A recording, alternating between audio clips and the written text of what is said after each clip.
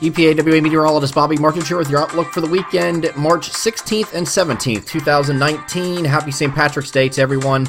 We have the front cleared the area last night, so we now have partly to mostly sunny skies today. It will be much colder than it was yesterday. Very warm temperatures that were 70 or above in many locations yesterday, even in spite of those mostly cloudy conditions. And then we picked up the breezy conditions yesterday afternoon. We're still going to be kind of breezy today. Could have some wind gusts that are kind of 25 to 30-ish. Nothing too crazy, but some wind gusts definitely today as you're outside today. But it will be much colder. That's the biggest story. And with those winds, the wind chills will be lower than the actual air temperature, which will still be in the 40s. We're expecting anywhere from lower 40s north to upper 40s south. But we do have a wind chill to deal with today because of those breezy conditions. But then we will turn away from the winds on Sunday and turn mostly sunny as the high pressure moves over top of the region on Sunday afternoon. So we'll have still cold temperatures. I think this is going to be a 4-day stretch here. 4-day stretch of colder than average temperatures. Average highs right now are running right around 50, 52, 53, something like that. So, it's going to be a little bit cooler than average. Temperatures in the middle 40s generally. For most areas, but so it's not a big deal, and it's only 4 days. It's limited to 4 days, goes through Tuesday, where we're going to have those colder than average temperatures. The good thing is there's no big storms coming and when this cold air arrives, so we will not be dealing with any snow. We do have this little weak wave. It's very barely visible here over Ohio here on Sunday afternoon, and as we make our way over the next couple frames here, it kind of dies off. It goes just south of the Delmarva, may clip some of the southern areas here with a few snowflakes, and I mean flurries. Nothing that's going to stick or cause problems. As we go over to the NAM high-res future simulated radar, and this is starting off at 4 o'clock in the morning on Monday. I'm sorry, the time change. This is 5 o'clock in the morning. 5 a.m. on Monday. You see some rain-snow mix down here by the south-central Pennsylvania border with Maryland there. It's going to move over to southeast PA here, and again, you could get a quick spotty shower or maybe snow shower. That's it. That's all this is. And it's going to be basically flurries or the equivalent of that in rain.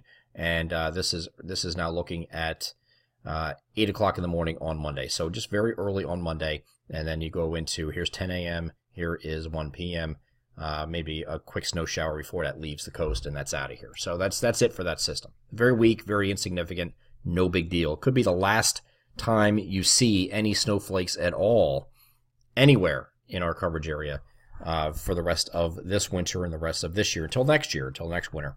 So this is looking at Monday morning, the system pulling away, and then we remain cold here on Tuesday with mostly sunny skies. Wednesday is going to start off mostly sunny, and then there's differences of opinion here between this and the GFS. Most models suggesting nothing at all. We have a system off to our north here. Hard to see. There's a system off to our north. It's going to have a frontal boundary with it, but there's really no precipitation along that frontal boundary. GFS has been consistently showing a few showers, meaning rain showers, falling in this time frame. We're banking against that and actually took it out of the forecast here for now. I don't think that's going to happen. I think the GFS is it's been trending lighter and lighter with what it's been showing, so I think that's going to end up going away. We will continue to monitor just in case, but I don't think this is a big deal.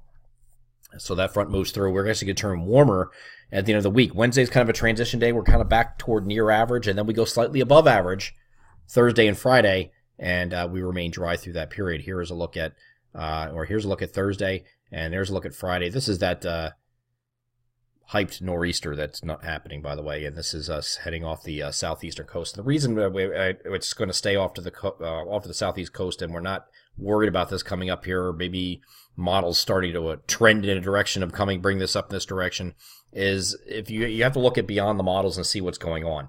A big culprit of why this winter was not a big, fantastic snow winter where we had a tremendous amount of snow is because of the southern jet being too the southern jet being too fast, and it was actually a little bit too far north, so it actually cut a lot of systems and turned them over to rain.